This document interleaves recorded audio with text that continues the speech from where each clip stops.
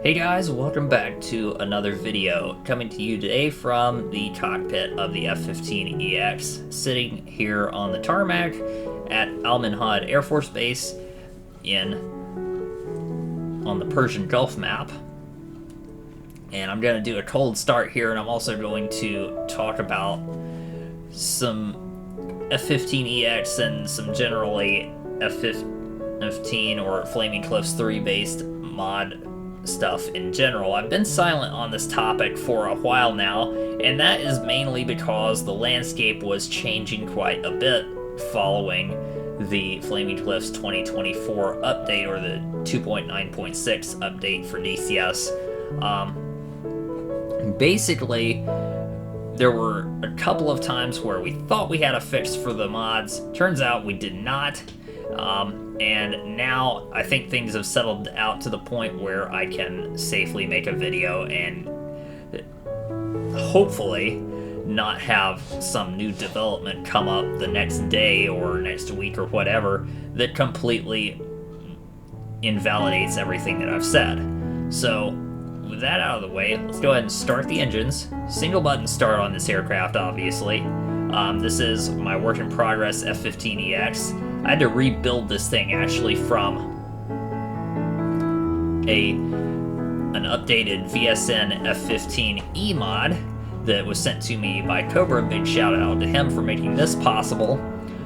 Fixed the spawn issues, but at a little bit of a cost. We're now actually using the same flight model as the F-15 Charlie, with, I believe, the extra thrust and extra fuel capacity of the F-15EX. So that's where we're at right now.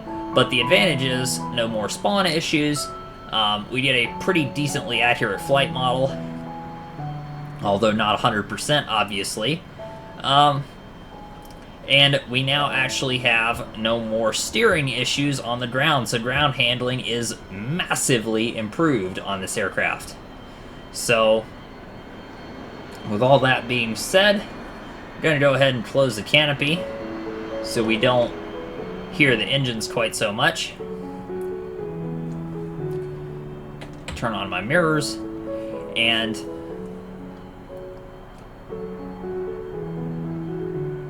then we'll get into the questions that you guys have asked, because we just recently, I believe it was a couple of weeks ago now, that we crossed 3,000 subscribers on the channel. I cannot thank you guys enough for all the support, and it's time to talk about where things go from here, because the F-15 professional flight model that we're using here for the F-15EX is not the solution I'd originally wanted to have, but it's gonna have to do for the time being. So with all that being said, I'm going to jump over here and we'll go through some of these questions as I take off and fly around and show you guys basically how this thing is handling. Go ahead and start taxiing. Airfield 1-1. Clear to taxi to runway 27. Okay.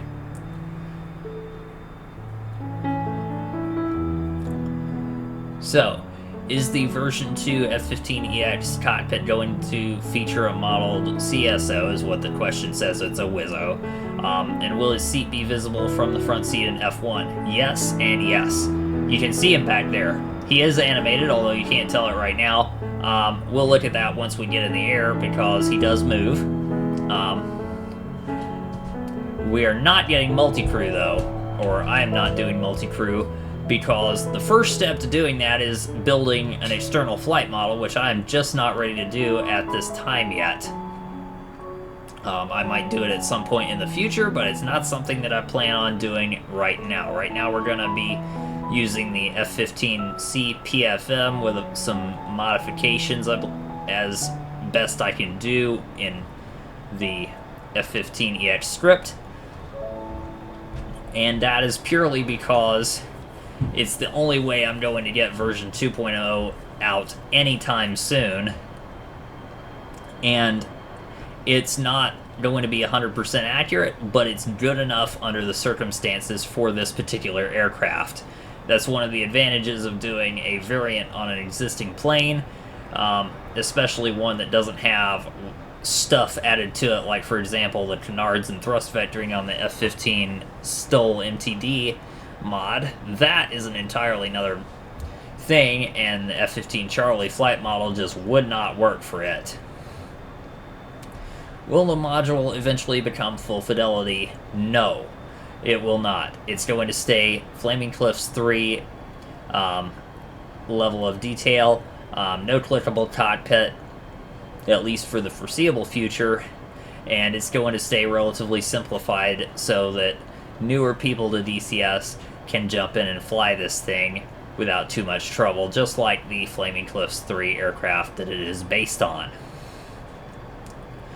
Now, with the addition of the F-15 Charlie PFM, this may have also added mid-air refueling capability. I am not completely sure on that, but I will get back to you guys on that. The main reason that I don't know this for a fact is because I hate air-to-air refueling so much that it's the last thing I will do in DCS. I will land or attempt to land aircraft on the boat all day long, even if it's not an airplane that's intended to land on the boat, like an F-4E or something. Carrier landings I'll do, which are hard, but mid-air refueling, just no. I really hate doing it. Maybe I'll get better at it at some point, but right now that's where things stand. So, clickable functions are a no, at least for the time being. Unique flight model also not going to happen anytime soon, if at all. I may change my mind on that, but... Unable to clear for takeoff. Alright, we're going to just kind of... Enfield 1-1. Wait You are for... cleared for takeoff when ready. Climb 300 at QFE 29.72. Okay. Is the radar going to be unique at 1.2 to some extent, similar to what was done by the flanker team? No, probably not, because in order to do standalone avionics, you first have to have an EFM, and even that is up in the air right now, so I can't really say that I'll be able to do anything like that until I've made a final decision on whether or not I'm going to do an EFM for this aircraft at some point. If I do, then all of that stuff might come back on the table, but as of right now, it's just not there. Can the module get liveries made by Vassy? Yes, and actually that is going to happen. He has revamped his entire pack of liveries for the F-15EX, and they are going to be included with this mod. I've been working with him on that, and his liveries look awesome. I've also got some from AWACS Bandog, like this one here, and those look great too, and they will be included as well.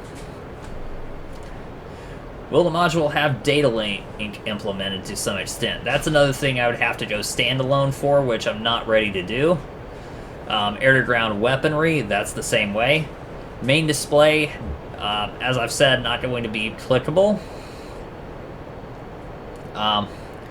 Will the center pylon ever get more payload options, and if so, what are your plans for it? Right now, it's going to stay what it is because it's literally all I can do at this point. I'm up against a pylon limit in code with the F-15C avionics, so I can have no more than 11, of which I have to have one that holds the Legion pod and the other bits that make this thing actually look like an F-15EX, the Maws fairings and the tail fairings, and of course the outer wing pylons. So that is something that I can't really mess with at this point. It's another thing that I would probably have to go standalone to do anything more with. I would probably, just assuming for a minute that this thing did end up going standalone, then I would probably have the capability to have a fuel tank, maybe some bombs if I had an air-to-ground capability to it, and that's about it. Maybe a pod here or there, miscellaneous stuff. Really about the kind of thing that you would see on the center line of an F-15E, because I believe the loadouts in real life are about the same for that pylon. What does it take to make a mod be standalone versus using Flaming Cliffs 3? Well, first of all, you got to have an external flight model. Then from there, you've got to code your radar, your gun sight, or your heads-up display if you have one, and all of the displays, as a matter of fact, any and all. You've got to script those, which is a job in and of itself. You've got to have an RWR for any advanced aircraft as well. And that's literally the bare minimum, aside from having custom 3D models, or at least a custom cockpit 3D model in this case, is really what you need. So that's what it takes to go standalone versus with FC3. It used to be you just needed to call up the avionics of whatever FC3 plane you wanted to use. Now that's no longer the case. You've got to do some workarounds with in order to get a decent flight model. It's getting to the point now where you just about need an external flight model to do that, although I'm not completely sure how well that works. VSN has had some issues with theirs. So we'll just see how that develops. Right now it's really uncertain what you need to make most FC3 mods. With this one, it was easy because it's an F-15. Using an F-15 Charlie flight model is not that big of a deal. For other aircraft, it is a big deal. So, will you and VSN be making more standalone planes in the future? Me, probably not, but we'll have to see. VSN, I know, is working on at least doing their F-104, F-105, and F-106. I believe they're doing all three of those standalone, or converting them over to be standalone at some point. The 104 and the 106 for sure, and I believe also the 105. Their F-35, I'm not sure about. It's a much more advanced and complicated airplane, so I really don't know what they're going to be able to do or what they're going to try to do with that. I'm scrolling through my questions here, and I'm accidentally zooming out in the process. Sorry about that.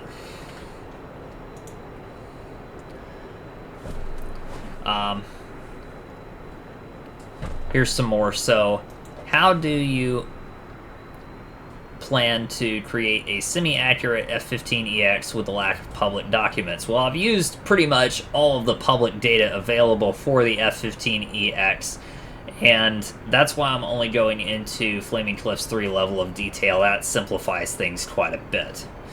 Will there be an accurate radar cross-section? Well, pretty close, but DCS doesn't model RCS particularly precisely to begin with, at least as far as I'm aware. So if it's a little bit off, I mean, it's a big airplane, big radar cross-section, not that big of a deal, considering that pretty much everything that flies does not have a very big or high-resolution radar. Even the F-15E radar, which is probably the best in DCS at the moment, either that or the F-16, one or the other. Even those probably not going to pick up on a subtle difference between what should be and what is in DCS as far as radar cross-section goes. Could you get a cockpit weapon system like add-on similar to what the flanker guys did with the SU-30? Well, you have to have an EFM for it first of all, so this is back to the whole standalone thing. We'll just have to see. How do you plan to make sure that the missiles don't go nuts, like the AIM-200 going Mach 8? Okay, that is something that's not completely within my control, to be honest, because sometimes ED changes things under the hood, and when they do that, modded missiles, well, you don't really necessarily know how they're going to behave. So the AIM-200 is using a bogus weight and impulse time at the moment, and I am working to correct that. So right now it's basically an AIM-120 Charlie 7 with a different model on it. Not accurate by any means, but except range-wise, I don't know why it's going Mach 8 unless I accidentally reduced the weight and didn't reduce the impulse time in a previous update, because I know I have messed around with that a little bit. but generally it has issues with going super fast when you do things like that as well. So that's something I'm going to have to watch out for.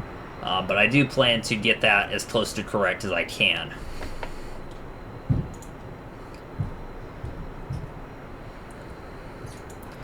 And that does it for all the questions. Thank you guys once again for all the support.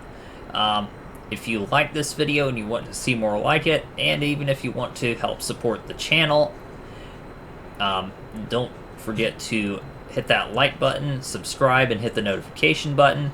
And if you want to support my modding work, getting 3D models for things like the AIM-260 missile over there, the AIM-260 JTAM, and so on and so forth, there is also the super thanks icon down there as well, if you're interested in that. I hope you've enjoyed this video, and I will see you in the next one. Thanks for watching.